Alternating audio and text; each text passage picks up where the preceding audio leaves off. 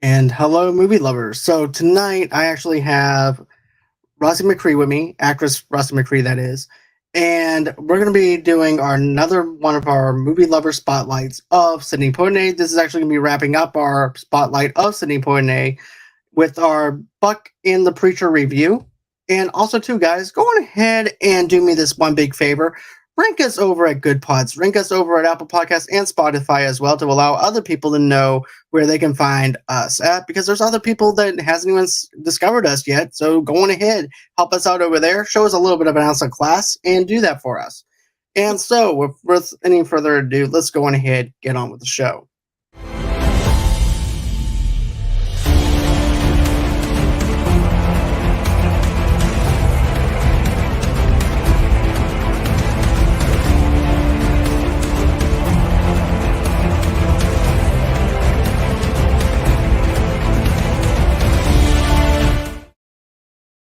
And hello, movie lovers. Like I said, I have Rossie Mccree with me. And, it's a pleasure to actually have you back again. I mean, it's been a while, it's been a little bit, but I'm glad to actually have you back again. And, I'm glad that we ended up doing these Sidney Poitier filmographies and stuff like that. I'm sure there's going to be more to come. But tonight, we're actually going to do Buck and the Preacher. And this is actually Sidney Poitier's directorial debut of directing his first film. And this movie also came out on April 28th, 1972. And also, too, this is not, to be honest with you, I actually read up on it. This, even though it was not well received from critics or anything like that, it still has a huge message for us as fans and everything, too, of Sidney Poitier. But just to give a little bit of synopsis of what it's about. It's actually set in the 1860s in the Kansas Territory shortly after the American Civil War. Buck and the Preacher follows a farmer soldier named Buck as he leads wagon trains of African Americans from Louisiana west to unsettled territories of Kansas in order to ensure safe passage and food for the company. Buck negotiates with the Native Americans in the area.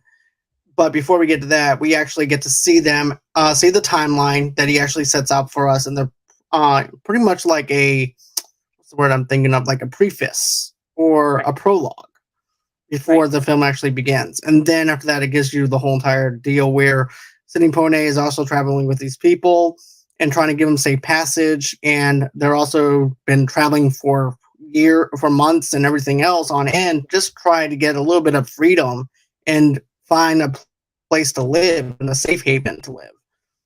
And I really have to say, I enjoyed watching this film. It's a country western film, in case anybody didn't know.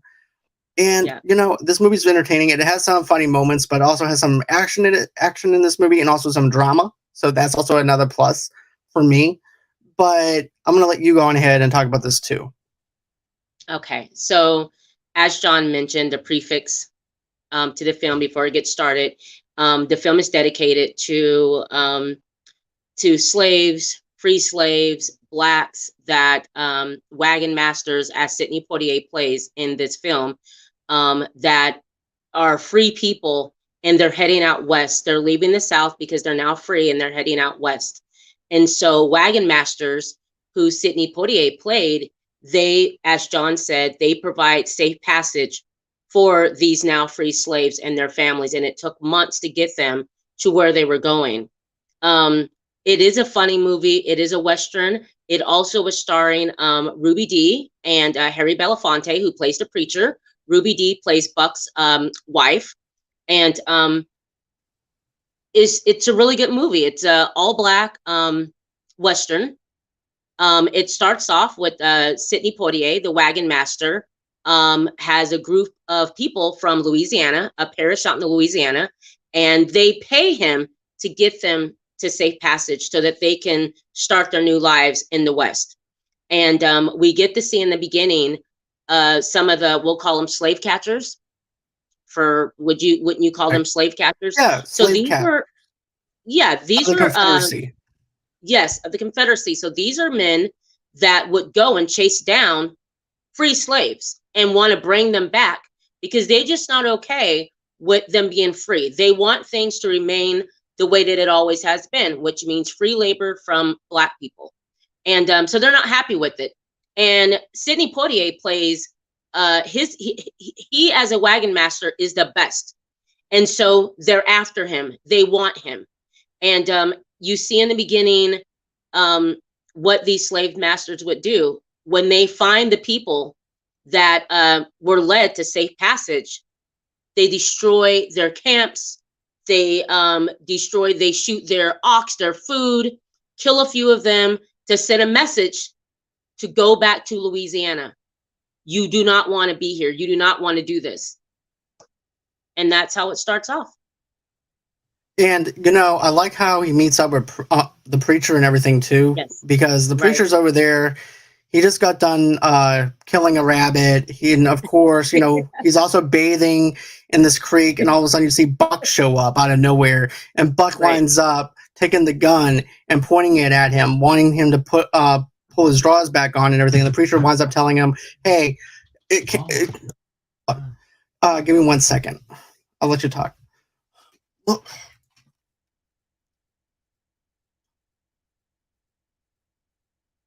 So basically, Sidney Poitier, who is the wagon master, his name is Buck.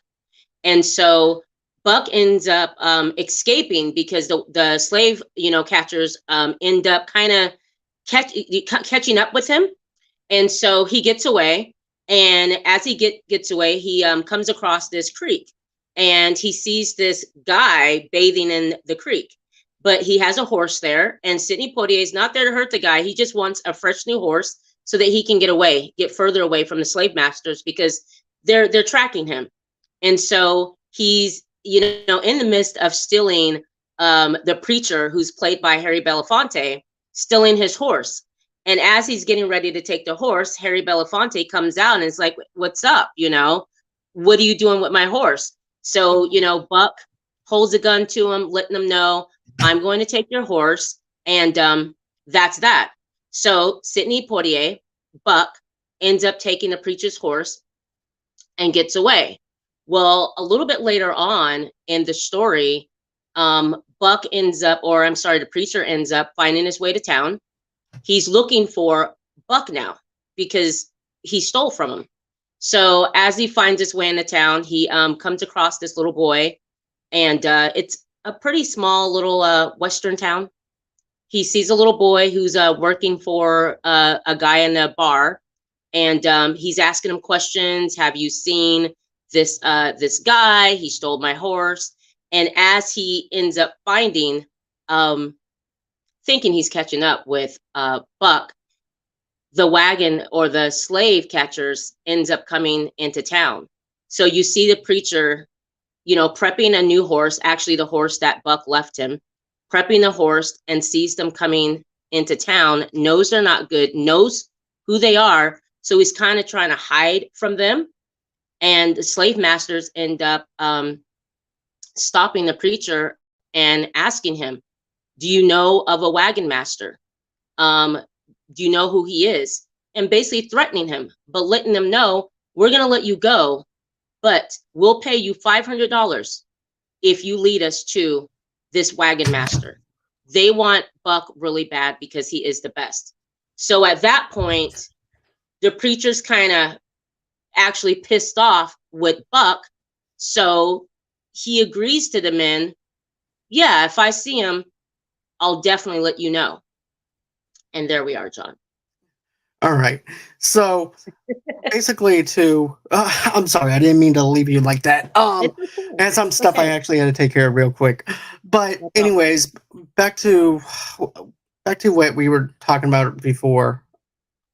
But with this whole entire thing with the Confederacy and stuff like that, with them looking for Buck, it makes a whole entire misconception of why they're looking for him, because they wind up telling the preacher a whole different story and everything. Right.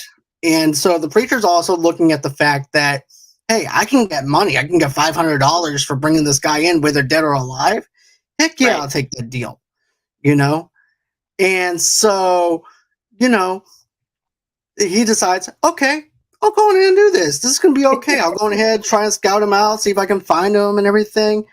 And Thank you, C-Bar. I do appreciate you for saying that. Hey, y'all, love your show. Your reviews are great. Thank you so much for that. I do appreciate that. Thank And you. thank you. I'm glad that you like my shirt. I do appreciate that. Um, but yeah, this just goes to show you the misconception that they were trying to do to the preacher. Yeah. And it also just goes to show you that also too how this Confederacy was actually trying to pretty much just try to use him for their own personal gain. Whether Right. they wanted, all they cared about was having Buck and using somebody. That's all they cared Right. about. And of Right. course, like I said, the preacher was like, "Okay, dead or alive, you're telling me $500, so that tells me Right. that you want this guy desperately. So therefore, I'm going to Right. do it because I'm in desperate need of money to do Right. what you need And to this guy do." stole from me. Like I'm not happy with Buck right now. I don't know him. He just, ripped my horse off. Granted, he left me his old horse, but still, he stole my good horse and left me. So he's not happy. So when he gets this deal gets proposed to him, yeah, it's $500 plus this guy, and I think at the time doesn't the preacher pretty much knows who they're looking for because he ran into Buck. Right, because another thing too is like, of course, it's like a very awkward situation too of how they ran into each other too. Because don't Right. forget, Buck is over there, traveling through because of the fact he's trying to escape from the Confederacy Right. as well. And Right. so, therefore, whenever he winds up discovering the preacher, like I mentioned before, he's holding a gun to the preacher because he Right. can't trust him or anything Right. like that. And so, the preacher's over there bathing. He's minding his own business. And here comes Buck out of nowhere, just goes on ahead, points a gun at him. Right. And he's like just pointing it at him. And then he goes, "I'm going to eat your rabbit." He winds up eating the preacher's rabbit. He winds up stealing his Right. horse. So there's a lot of Right. vendetta against him already, Right. Right. too. So that's also another thing that amplified it even more, to be honest with Right. you. Right. And you have Buck who's upset because remember in the beginning of the film they show the Confederacy, the Confederates, they show them going into where Buck had led these people, finding them, destroying, everything that they had, killing a few of them. So, Buck knows he has some problems on his way, and these guys are not going to give up. They want him because of what he does. He's helping slaves get to the promised land, for lack of a better words. That's what he's helping them do. So there comes a moment in the film where Buck and the preacher end up meeting up, again. But this time Buck is meeting up with some other folks that he is trying to get to a different place. And there's many people that came from Louisiana, many different groups that he's trying to help this group get here and this group. So he goes and meets up with his main group, I would say, and other men that work with him.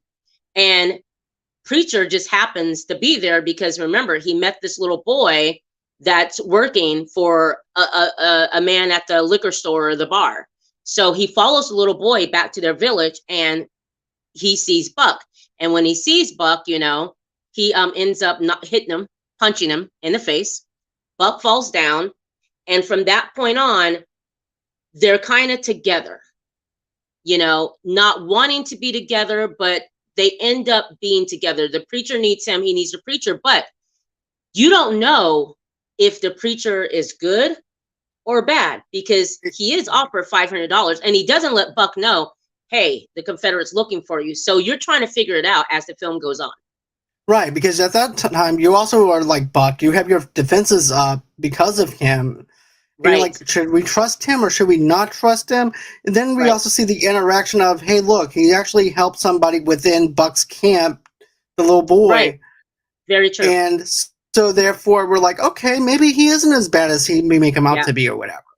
And so our guard is down a little bit, but at the same time, he's also still being sneaky because of the fact he's still spying on him for the Confederacy and leading the Confederacy over to them. That's another thing. So it's like, okay, so is he good? Is he bad? Is this play? To be honest with you, it kind of reminds me of Johnny Depp from Once Upon a Time in Mexico, where he's doing moving all these puzzle pieces, moving different characters around to where it benefits him, but not only benefits him, but benefits the other characters too. So with this character, he's definitely moving the puzzle pieces around a little bit to where, okay, if I go down this road, get the $500, I can go on and make my way back over to Chicago. I can do whatever I want to Right. do Right. and forget about Buck because he's not even my problem. I don't even know the guy. He only Right. stole my horse. He stole everything that I had. Then there's the other side. Okay, this guy. Why is the Confederacy chasing after this guy? Right. He has a camp. He has these followers that are following him to go to another state for a better life Right. and everything, and sacrificing everything on the line, his life, his livelihood, everything for the sake of these people.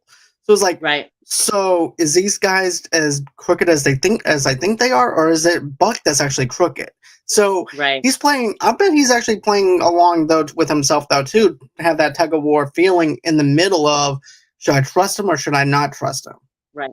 And I want to mention and go back, when Buck is before he, meets the preacher, he was the people's camp, it got destroyed by the Confederate. So he leaves and he's going to go meet his wife. Okay. So as he's going to meet his wife, this is when Ruby Dee, who plays Buck's wife, enters the picture. So they're all surrounded. They know that who his wife is. They know where he's going to come. So Buck doesn't know, but they're all surrounded. They got the wife. They're in the house. So they got the wife. So they send the wife outside. Buck approaches and he's kind of looking at her and she's just standing there, just kind of waving. He doesn't know anything's wrong, but he's smart enough to know, okay, this is weird. She didn't call out. She just kind of waves. So she's standing there kind of stiff and he approaches, he looks around, gets off his horse, and he's kind of peeping the situation out. And as he's coming closer, she looks at him and she has this look of like scared to death on her face. And he ends up, realizing that, okay, this is a trap. I'm getting set up. And they have a shootout. She's okay. And that's what he's escaping from when he runs into the preacher. So I wanted to mention that. Okay, yeah, I'm glad that you gave that context instead of all of a sudden that he just shows up, because Yeah. there's a lot more of stuff that actually winds up happening Right. within the film. Right. So thank you for Right. clearing that context up and everything too. No problem. But yeah, then of course, like I said before, he's even wondering about his own life. Buck is also wondering about his own life too, because even his wife is saying, "Hey, look, we're doing all this stuff here. Right. But when is it going to be enough to where we're going to have our own lives too? Because we have to have our life of our own, and you're And putting she your wants to life get in married. danger." Yeah, she wants to get married, have kids. Right. She wants to go to Canada. They had spoke. Their deal was, you help these people. Once you help them, think about us. I want a family. I'm getting older, but I'm young enough to have your kids. And you promised me you would take me to Canada, that we would leave here. And Buck is such a stand-up man. He can't leave these people out there because the winter's coming. They could starve if he let them, even go back to Louisiana on their own. They will starve. There's not enough food. He has to finish up his mission. And so it kind of puts his relationship on ice a little bit, because she's tired of it. It's like, you've done enough, you're, and even Buck, like you said, there's a point where he's getting tired. They're catching up to him. Every step he makes, they're like right behind him, and he's just not sure of himself if he's even good at this anymore. So it's a lot. It's a lot as to a take wagon in, master. right? Yeah. Right, and he's trying to give them the best safety that he could possibly give them, and then even the Right. stuff with the Indians too. Right. And I love the conversation between him and the Native Americans, like towards the end of, well, the natives, not Native Americans, because at that time, but I liked him between him and the natives because of the conversation they had, but we'll get into that a little later. Right. But, I like how he's trying to actually talk to them. And of course, this is also too when the preacher's trying to run for them, because at that point in time, Buck and him kind of get into a tussle and have a disagreement. Right. And so next thing you know, Buck has like a little bit of a head start. Then next thing you know, the preacher winds up coming up behind him and starts panicking, goes, Indians are coming. That's right. That's right. And get this, Buck is just smooth and everything. Yeah, He's like, he just he doesn't rush, he doesn't do anything, he just stops Right. what he's doing, he gets off the horse and just Yeah. stays there. And the preacher's just looking at him like, is he crazy? Has he lost his mind? Right. And so next thing you know it, he's negotiating with the natives, with the Right. Indians.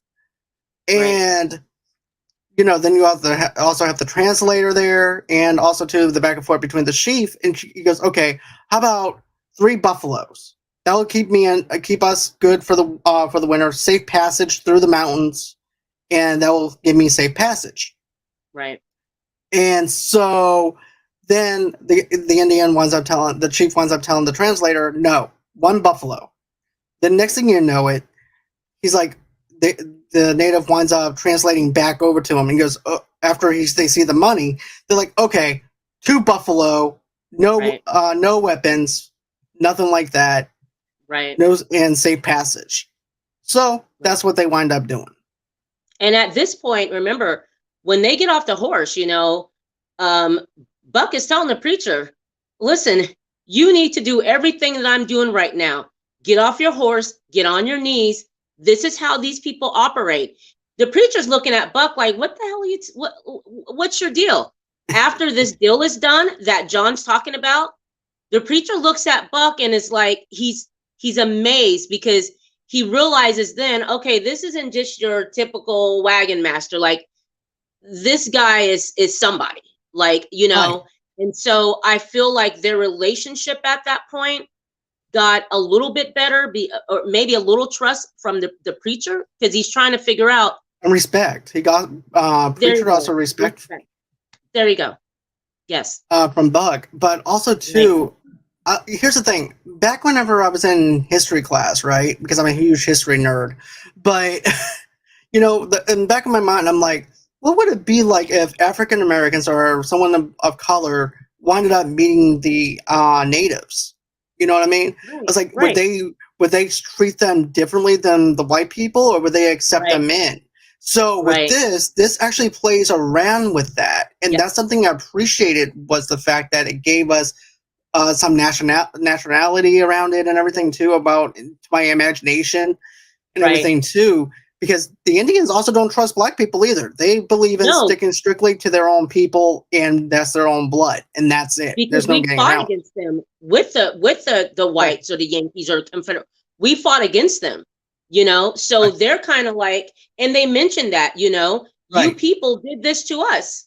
You knew it was being done to you, but you did this to us. You helped white man basically kill us, So I like that they touched on that as well, because I've always wondered that, too, like, how was their relationship, but we did that.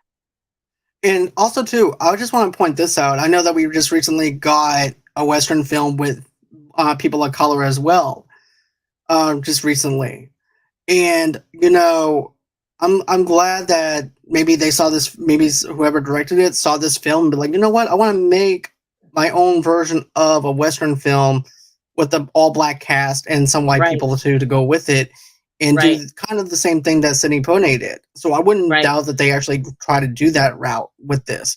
But on the note that we were talking about, it's kind of like you're guilty by association because of the fact that you helped this Confederacy, and therefore because you're guilty by association, that puts you at a tougher predicament now. It's like, well, damn, I was just trying to do what I thought was right for myself, because it was supposed to be the Civil War. It's supposed to be freedom for myself. But they didn't. And also, too, it reminds me of this quote that was from The Walking Dead back when I used to watch it. And it's between Carol and Daryl, where Daryl looks at Carol, and then Carol tells Daryl, she goes, are we the heroes, or are we the villains in somebody else's story? Right.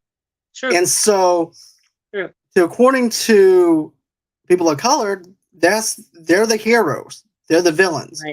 And it's according how you actually look at it, the Indians are also thinking that they're also they're the heroes in their story. Yeah. And stuff like that too. Yep. But I like how it also. I also like this though, Rossie, where he shows respect to the chief. Buck does, and it just shows you how many times he was actually how he keeps on doing this as a wagon master, and knows Right, the because ins and outs. exactly, he's met with them before, he knows, uh respect is huge with them, he knows. And so I like the fact that the chief's wife was the one that did the translating for her husband. And yeah, the way that the film was made, first of all, everything's on location, nothing's done in a studio, which is absolutely awesome that they made it on location.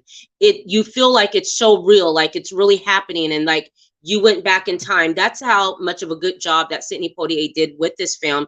It may not have got a lot of accolades, but still, it's a really good film. I enjoyed it. I do want to mention that after the meeting that they have with the natives, um, the preacher and Buck go back to another settlement that they had to get the people and check up on them. And the little boy that we were talking about, remember, the Confederates came and shot up a lot of people in this new camp, even killing the little boy. At this And point, go ahead.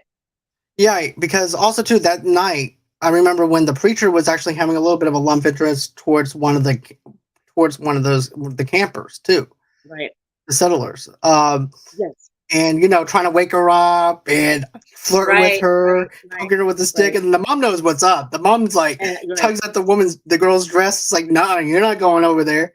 Right. But then the next day, life has been Mm, taken away, yeah. and now what he thought was love for him was taken away. Then Right. the connection that he had with the little boy that he carried on that horse and killing Right. innocents. And then preacher realizes, wait, I'm on the wrong side here. Exactly. Yes. And that's when, from that point on, the preacher is like, he's hurt. Like he's seeing what they did, the Confederates did, who offered him money. From that point on, it's done. He wants them now. He wants to go after them, and he knows exactly where they are. They're in some town called Spring something. And he lets Buck know at that point, listen, this is a deal. These men, Confederates, met up with me. They offered me $500 for your head. I'm just letting you know I'm not going to do it, but I know where they're at.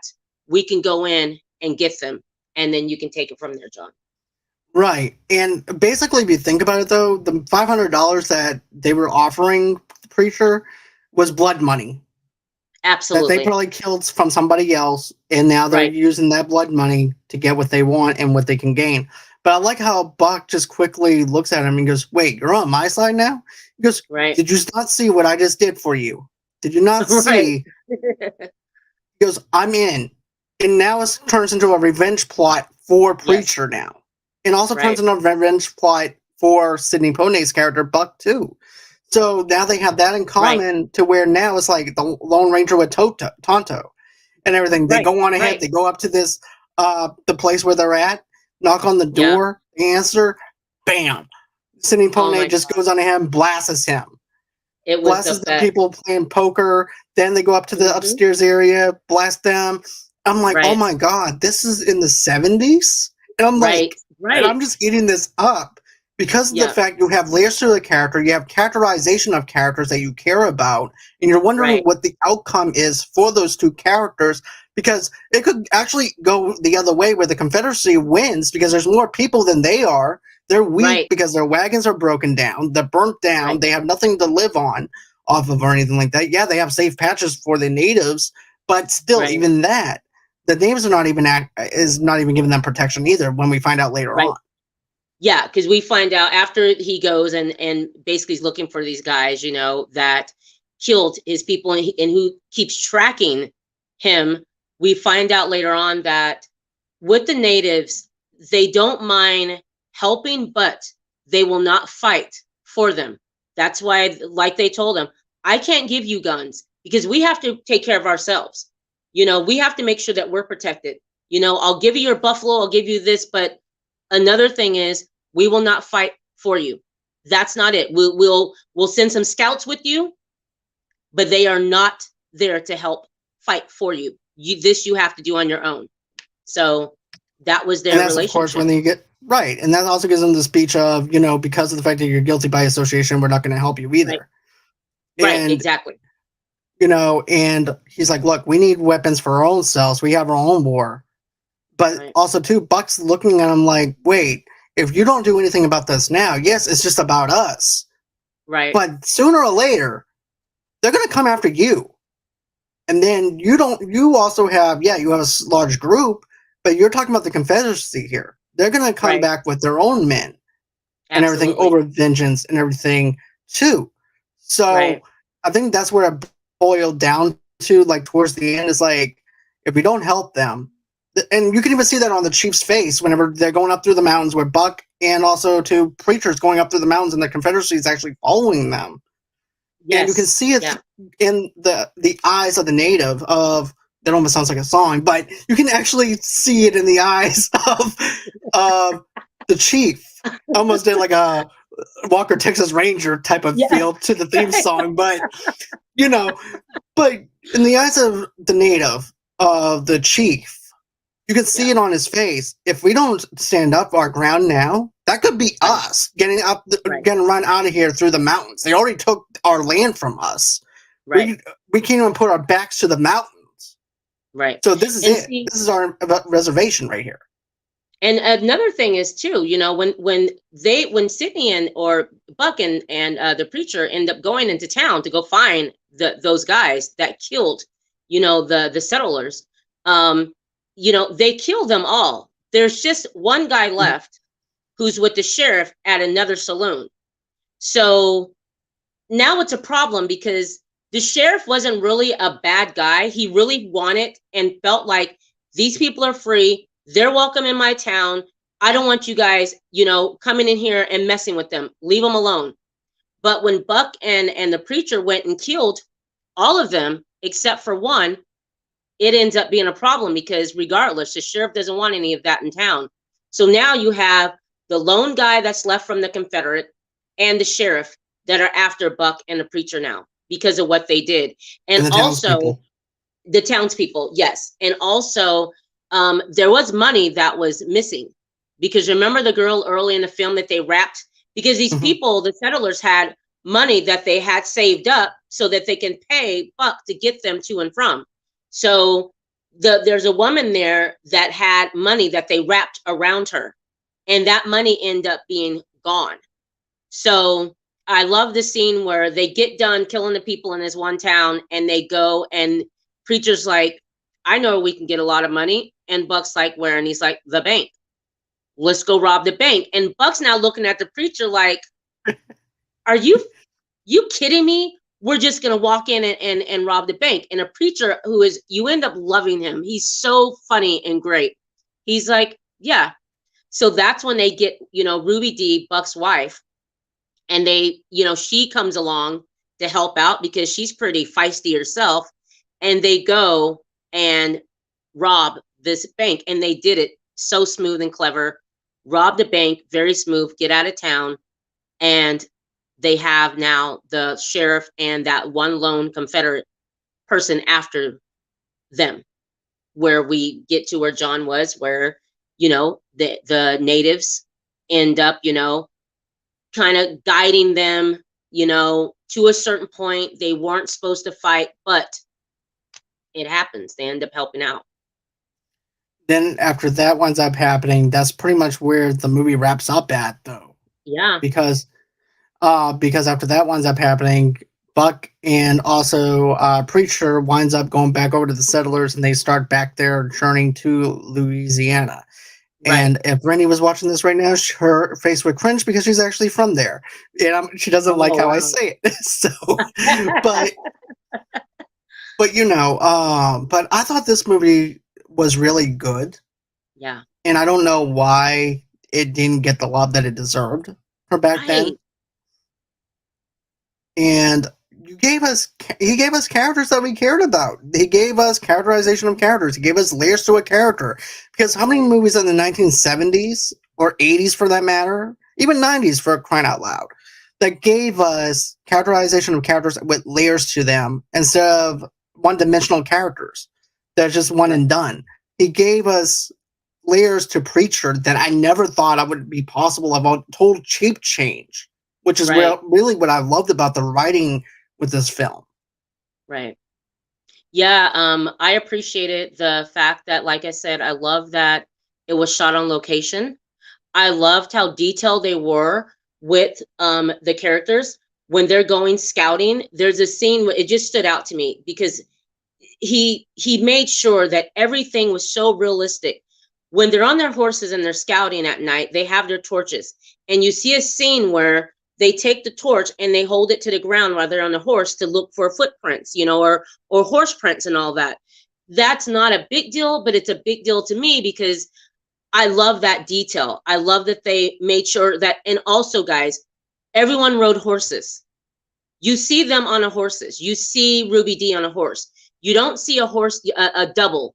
You see Yeah. them riding horses, which lets you know they did a lot of training to make sure that everyone who was in this film knew how to ride horses to the point to where you're like, oh my gosh. At first I'm like, are they doubles? But then when you see them, no, they're actually riding these horses. Sydney did a really good job to have the audience be immersed in this world. 1810 or whatever, after the Civil War, what was going on with Black people at that time, where we were trying to go. They end up getting there, to the land that they wanted to get to. And remember, the grass was green, it was fertile, and he did it. They made it there. It was just a great film. Ruby Dee, a young Harry Belafonte. It was shocking to see them, and they're so young. It was just, I really enjoyed this film from beginning to the end. I really liked it. I thought he did a good job, and I am surprised that they did not win awards Me for too. this, or acknowledged, because it really is good, and you can watch it. Anybody can go and watch this film and enjoy it. Right. I rented it for $4 off of YouTube. And believe it or Right, not, $4 is not much. I mean, especially now if you look at the price of stuff. $4 right, is enough. You get it for 48 hours. Watch the film and let us know what you think though too. But I also right. want to go into a little bit of details that I discovered, and of course this also comes from Wikipedia. Okay.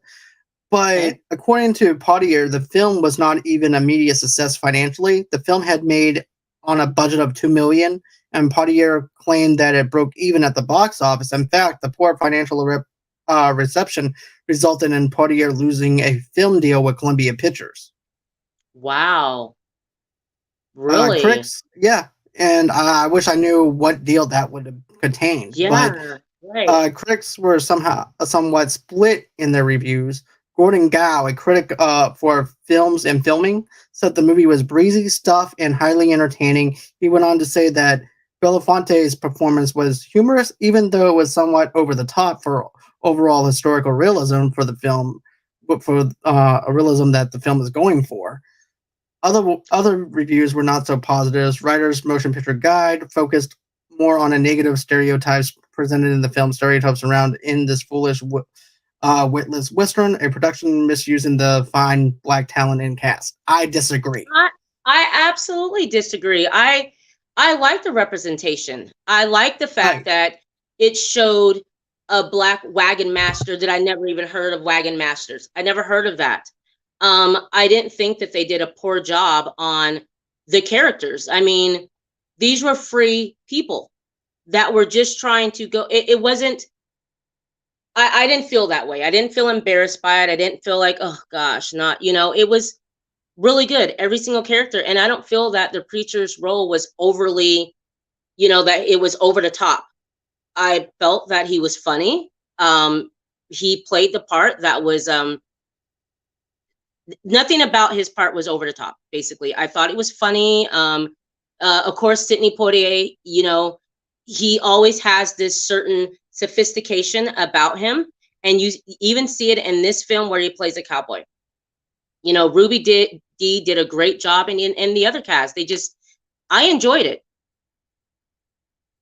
I did too. I don't get the hate that it got, to be honest with you, Yeah, Rossi. I just don't get it. I don't see it, didn't see it at all. Yeah, I thought he did a good job.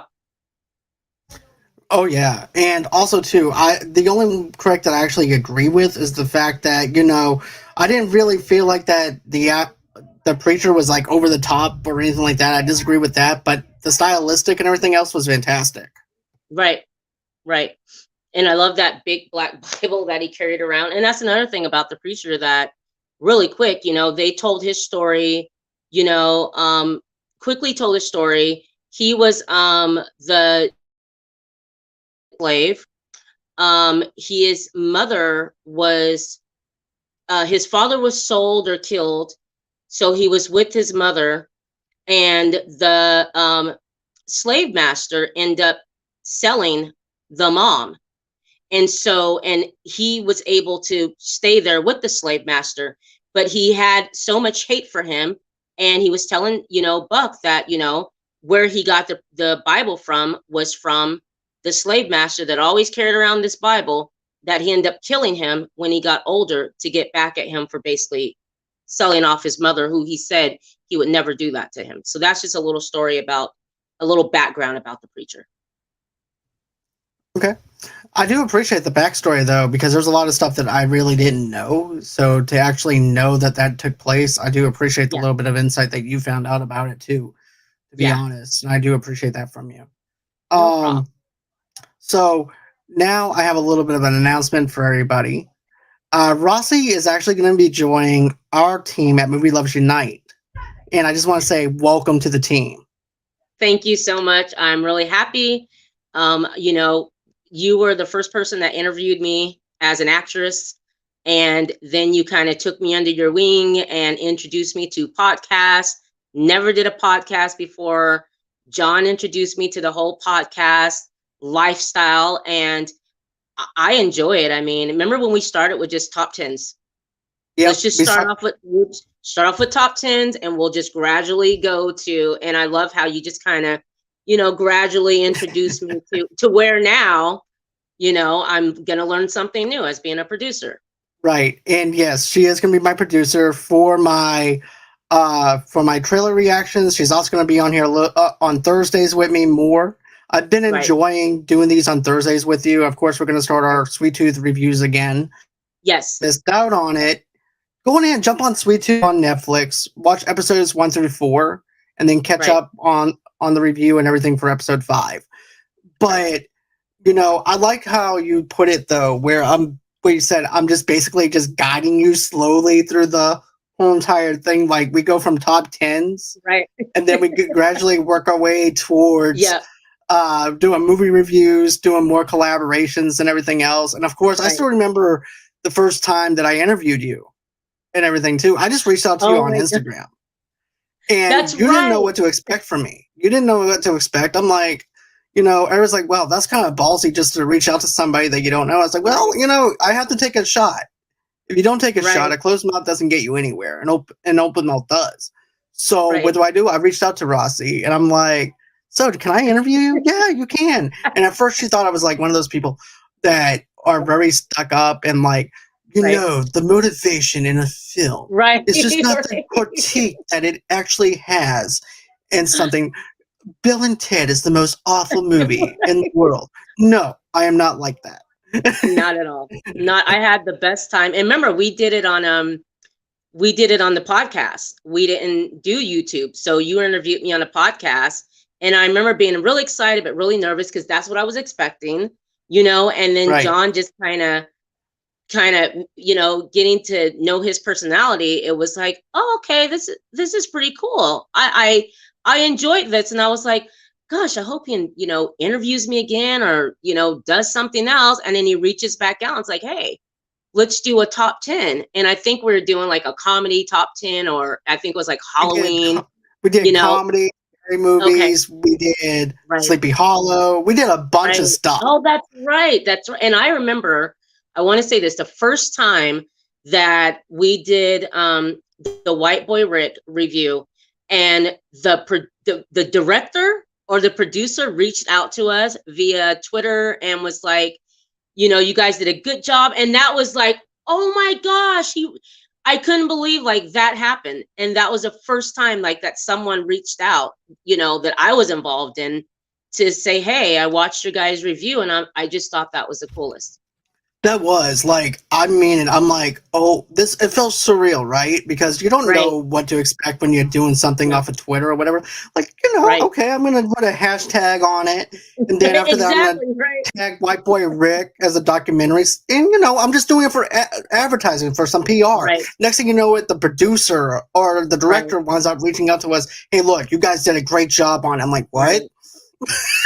We were like, I remember we reposted that, I retweeted that, and then we did and that's another thing is you never know who's watching, because we're not only on YouTube, we're on we have, Good Pods, where we have Movie Lovers Unite podcast, there's other Apple podcasts.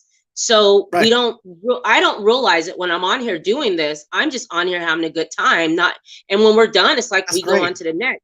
I'm not thinking, is this person listening or whatever? It's just I'm enjoying it. And then when they happen to reach out, it's like, wow, just when we did Distances, that film, we reviewed that short film. That Right. was awesome. That, the The actor actor reached out. actually, right. That And was here's so cool. like 6 o'clock in the morning, 5:30 in the morning when I'm getting ready for work and everything. The the actor winds up reaching out to us, telling us how much he enjoyed that, and it just Right, touches my heart on how much of an impact I'm making towards the entertainment right, industry, but not only the entertainment industry, but also to the people that push that subscribe button and also enjoys right, it. Like people like C Bar that tells me that they're enjoying our reviews and things like right. that. That part makes me feel, what I mean? It just is heartwarming, and I have not lost, even Absolutely. though I have like 970 subscribers now. I'm Right, still, here's the thing, I'm still the same person that I was, sweating my right, balls off in my car, doing audio only podcast and everything, and right, just having fun and doing what I love. And I just still find a way to be humble. And right. just for anybody that wants to be out there doing this, still be humble, still be yourself. Don't Yeah, change because of the fact that you have right, X amount of subscribers or X amount of right, views. This does not make you any more important than somebody else is. And matter of right, fact, if somebody is starting up a podcast channel or whatever, say, hey, look, dude, I understand the struggles because I was once there. Let me help you build. And that's what I'm doing with right, Abby and everything too right, with Motor City Nerds. That's what I'm doing with everybody else. We build together. We're not against each other. This is not right, what we're doing right here. It's not a race. It's a marathon. We're going to right, get there eventually. It's just right. a matter of timing. And when I first went on this, the YouTube, I remember we had 122 subscribers. That's what we had. And remember, we were happy that it was 122. And then it was 200. And we were just like, oh my gosh, 200. Like, that's awesome because this is a marathon. You just have to do what you do, Mm-hmm. maybe look at the numbers every once in a while, but do what you do. And eventually it will get to where we're at right now. I mean, I saw what you posted on Facebook, our numbers on Apple Podcast, was it? Like we're Yeah. climbing. Yeah, I saw that. And it's amazing because And I on Good remember when it Pods. was just, Right. and yeah, that's right. It was small. We were just having fun. Right. And another thing too I want to mention is this. If you're gonna do this, don't think that you're gonna go in here and I'm gonna have a million fans Right. and stuff like that, and Right. people are gonna wind up loving it. No, you're Yeah. not. I'm just gonna say that real quick because I started off with a Not at all. movie page, right? For Facebook. I have like 20 Right. something thousand Facebook followers and fans on that page. Thinking that Right. people would actually go ahead and have maybe half of that on my podcast and I would shoot up. No. Right. I Right. basically had to work from scratch and work my way up just like you do with everything else. Absolutely. And nothing is given to you, everything is earned. Right. And, like you said before, Rossi, was don't pay attention to the numbers. Yes, you can Right. pay attention to them, but also to do your own thing and watch it grow. Yes. And like for instance, with the Elvis reaction thing that I did, I did not expect it to climb that high. That First of trailer all, I came didn't out even 2 weeks know. ago. Yeah, and I You didn't know, even know there was an Elvis movie until I saw the reaction, and I didn't even know that. But the fact that it hit that quickly. How many right? views now? Okay, so last night, well, yesterday at 6 a.m., I dropped the reaction. Motor City Nerds, Abby herself didn't even know that there was even a Elvis trailer. I was the one who Yeah. told her that. So this Okay. trailer's been out for 2 weeks. Wow. So I'm like, okay, I'll drop it at 6 a.m. 6 a.m. comes and everything. I'm like, okay, 10 views. Okay, that's cool. 9 o'clock a.m., 42 views. I'm like, what? That's how I knew it started picking up Right. momentum. And now it's at 870 views now. Right. And getting Craziness. ready to climb that 1,000 marker, which is the first time in my trailer reactions that I ever gotten 1,000 views off of. And I don't, Wow. and it's just amazing. I do appreciate all the love and support that my followers, my fans, and everything else that push that subscribe button. It means so much to us as a Absolutely. team to Yes. know what I'm doing is actually happening. Also, too, celebrate the small moments when you do this stuff Yes. because the Yes. small moments can equal the big moments as Right. well. And then there's going to be a time where you're going to be stagnant, where you feel like, why the Yep. hell am I even doing this? Am I Been wasting my there. time? Am I wasting my energy on something that maybe nobody cares about? And Right. I went through that phase. And then I something small would happen, maybe a spike in something, Right. or the Netflix publicist reached out to me last year during that Right. time, and I'm eating my Right. lunch. I'm like, okay, so I'm on the right track here. I'm gonna keep doing what I'm doing. Right. I've So, had and then those moments. yeah, I think I quit acting like 5 or 6 times last year. I'm like, I'm done. I'm just done because you do get to a point to where, as an artist, you're like, you question, am I on the right path? Am I wasting my time? You know what I mean? You go through that, and then once you get over it, you get back on a horse, and it's like, okay, because something small will happen that's maybe small to someone else but big to me, and I'm like, okay, this is good. I am on the right track. So you question yourself, you question what we're doing, and something happens, and you just have to keep chugging along. It's how it exactly. is. How it is. And Brandy, baby, I know how many times I'm a man. Okay, I'm hard headed. I'm stubborn and everything What does too. he say? She goes, how many times did I tell you never to give up? Oh my gosh, And that's my husband. and I am resilient, but sometimes I'm like, should I even bother this? Is Right, this worth doing? And she pushes me to do this even more. right, And right, I'm thankful for that. And even whenever I feel like sometimes I might be taking some time away from her, she goes, do what you have to do. Don't worry about it. I know you're going to come back to me afterwards, so it doesn't right. matter because you're in the next room. you know so it doesn't matter. Do what makes you happy. So I'm happy that I actually have the support in that. And that's the best thing, is to have support. I'm very fortunate to have support of my husband, my kids. It's awesome for them to see me go from when I was on Instagram and didn't know what it was, so I just posted a slice of pizza that I had, and I was like, oh, this is cool, like I have 2 likes. And then before I knew it, you go from one to what, 5,000, and then where I'm at now. It's amazing because this is years, like the years of building something for yourself, and then meeting up with John and being introduced to podcasts. It's like, oh my gosh, I have another love, and I love this, and I want to help us grow here, so. And I love that the community that we have, it's such an awesome community that we all want to help each other grow. Charlie, all of everyone you've introduced me to, all here to help each other grow and to do well. Exactly. So thanks Charlie, for, Alex, having me a part of you. Yeah. you're very welcome. And just to let everybody know, Abby is also acting producer, so she is doing some extra stuff behind the scenes and everything too. So uh I'll probably make that announcement soon, even though I kind of did, but I want to do it with her on the podcast. But still, Absolutely. I don't know how to keep secrets. This is why you don't hire me. But Same here. but Same here. anyways, um, Rossie, it's always a pleasure to have you as anything, and welcome to the team. Thank Seriously, you.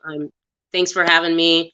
Love all you guys, Tamika, Charlie, Alex, all of you guys. Thank you. you're very welcome.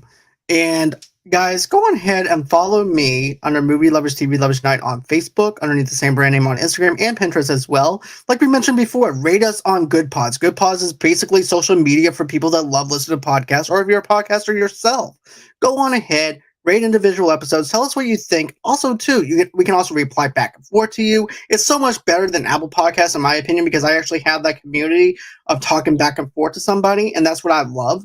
That's one thing that I feel like that's missing with Spotify and Apple Podcasts. Yes, Apple Podcasts has been around for a while and was the first ones to do it, but they should have a lot more interactions and everything since it's got started up, to be honest with you. But if you want to, go on ahead and rate us over on Apple Podcasts and Spotify as well. Then, of course, go on ahead, follow me underneath Movie Lovers Unit on Twitter, and then at TikTok, Movie Lovers Unit 0. Also, too, if you want to donate to the page, donate $5 to $10 to us. All you have to do is go buy us a coffee.com/movie lovers. And that's how you can donate $5 to $10 over there. And guess what, guys? You don't even have to worry about remembering all that stuff. It's all in the descriptions below for you guys to actually do that. So you're welcome, free of charge. But if you guys want to, go on ahead and smash that subscribe button. Smash that bell in the bottom right-hand corner to allow you guys to know when we have something new dropping. Matter of fact, Rossie and I are going to be reacting to another trailer pretty soon. But I'm not going to tell you what trailer it is. But you guys are going to have to wait until tomorrow morning when I drop that thing at 6 a.m. tomorrow morning. But anyways, that's everywhere that you guys can go in and reach me at. Thank you again, Rossie. I do appreciate it. Of course, you can. Where can everybody follow you at? You can follow me on Instagram at Mccree123 hotmail.com. That's MCCREE hotmail.com. Also, you can follow me on my soon-to-be verified Facebook page in a few days here at Rossie Lynn on Facebook and Rossie Lynn Bark 1 at Twitter or on Twitter. All right. And always until next time, guys, there's not going to be a show tomorrow. I'm just letting everybody know there's not going to be a show because I'm supposed to be on Ben Raynor's show doing like a Seinfeld episode with him. Oh, fun. So, yeah, I think it's going to be fun. It's going to be a pre-taped. It's not going to be live or anything like that, but I'm going to be on Ben Raynor's YouTube show, and I'll post links and all that stuff for people to enjoy later on. But anyways, guys, thanks again. Thank you, everybody inside the live chat. I wouldn't have done this without you guys. Thank you, Rossie, for being my producer and co-host. And always until next time, guys, it's been real. It's been fun. Stay safe out there. And hold on. Thank you, C-Bar. Awesome show. Thank you so much. Thank you. And always until next time, bye-bye. Bye.